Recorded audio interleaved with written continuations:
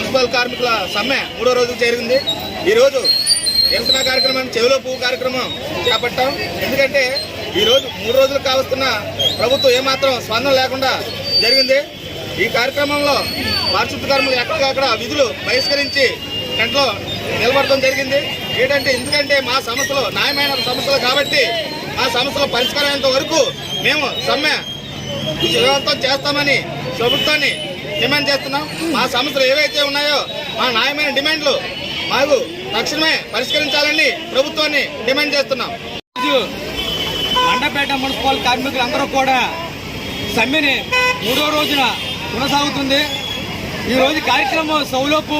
ఈ సౌలోపు కార్యక్రమం ఎందుకు పెట్టామంటే ముఖ్యమంత్రి జగన్మోహన్ రెడ్డి గారు అధికారంలో రాకముందు వరాల జల్లు కురిపించారు. మున్సిపల్ కార్మికులందరికీ కూడా నేను వస్తే పర్మిట్ చేస్తాను, మీకు కనీస వేతనాలు ఇస్తాను అని మమ్మల్ని చెప్పడం జరిగింది. అది ఆ మాదిరిగా ఈ రోజు సౌలోపు అని పెట్టుకున్నాం. అయ్యా ముఖ్యమంత్రి గారు, మేము మున్సిపల్ కార్మికులు తెల్లారు లెగిస్తే నానా చెత్త ఎక్కుతూ మా ఆరోగ్యాలు ప్రాణంగా పెట్టుతూ మేము ఇలా పనిచేస్తున్నాం. మరి కనీసం వేతనాలు చెల్లించమన్నా పని వారం పెరుగుతున్నా అడుగుతున్నా దాదాపు 4 సంవత్సరాలు అయిపోయింది. ఇక 3 నెలలే ఉంది.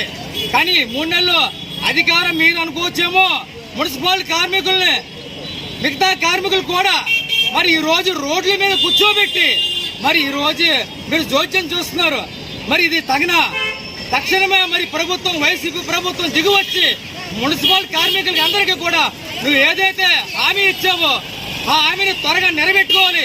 మరి కాంట్రాక్ట్ అవుట్సోర్సింగ్ ఉద్యోగస్తులందరినీ కూడా పర్మనెంట్ చేయాలి, కనీసం వేతనం ఇవ్వాలి, పని భారం తగ్గించాలి. లేనుచో రానున్న రోజున నిన్ను గద్దె దించడం తప్పదు. మరి ఇదే మున్సిపల్ కార్మికులుగా నేను హెచ్చరించడం డిమాండ్ చేస్తాం సిఐటిగా.